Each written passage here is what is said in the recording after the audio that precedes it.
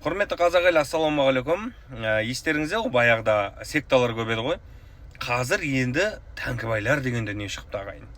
Тәңкібайлар мен тәңіршілер шатастырмаңыздар. Екеуін түсіндіріп өтейін, айырмашылығын. Тәңірші деген ол өзінің ұстанымын ұстайды, және ешкімге тиіспейді, Құдайды жоққа шығармайды, Алланы жоққа шығармайды, ислам дініне қарсы келмейді ешқашан, пайғамбарымызға тіл тигізбейді. Ал тәңкібайлар деген өздерін жаңағы тәңіршіміз деп айтады да, яғни тәңіршілердің атын жамыладылар.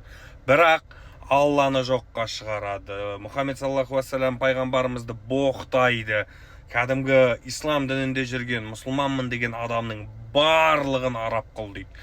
Қазақта дін болмаған ислам діні деген, қазақ өмір бойы тәңірші болған деп кәдімгідей айтып отырмын ғой. Кәдімгі қазаққа жау болып баратыр, шынымды айтайын. Жау болып баратыр қойын, баяғыдан жау олар. Бірақ сол құрметті қазақ елі, бұлар тәңкібайлар мен тәңіршілердің айырмашылығы неде? Тәңіршілер өздері эфир ашқан кезінде өзінің ұстанымын айтады. Мен осындай тәңіршімін дейді де, олар ештеңеден қорықпайды. Себебі олар ешкімге тиіспейді. Ал тәңкібайларды қайдан білесіздер? Олар ешқашан өзінің түрін көрсетпейді. Ауыздарының барлығы боқ. Сосын қазақтың мынау кезіндегі зиялылар бар ғой, ата бабамыз, неше түрлі хан сұлтандарымыз, жазушыларымыз, ақиқ ақындарымыз барлығы ислам дінінде болды, солардың барлығын ол өтірік деп жоққа шығарады ағайын. Сенесіздер ме? Мысалға, менде мынандай қызық болды да, бұл тәңкібайлармен. Бір күні қай жерден, Өзбекстаннан ба, Қарақалпақстаннан ба көшпеген бір үлкендеу кісіні кәдімгі жерден алып жерге салып жатыр. Сен неге пайғамбарды айтасың, сен неге жаңағы сахабаларды айтасың депше, сен сол жақтан келдің, неге жалаңтөс баһадүрді айтпайсың дейді да.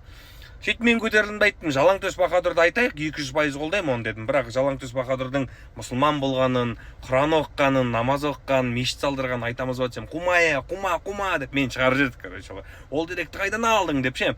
Мен өзім сол жаққа барып келген адаммын ғой, жалаңтөс баһадүрдің басына барып кәдімгі Құран оқыған адаммын, Сондықтан құрметті қазақ елі, бұл тәңкібайларға ермеңіздер. Бұлар вербовать еткенде деген бұл сұмдық енші. Бұл сорлар мені вербовать еткісі керек келген кезінде, аудитория керек болған кезде бұларға. Бірақ өкінішке орай біліммен ала алмады бұлар. Енді өзімді керемет білімдімін демеймін, бірақ енді тәңкібайлардан білімнен жеңіліп қалғаным өте ұят, кешірілмес дүние болады да.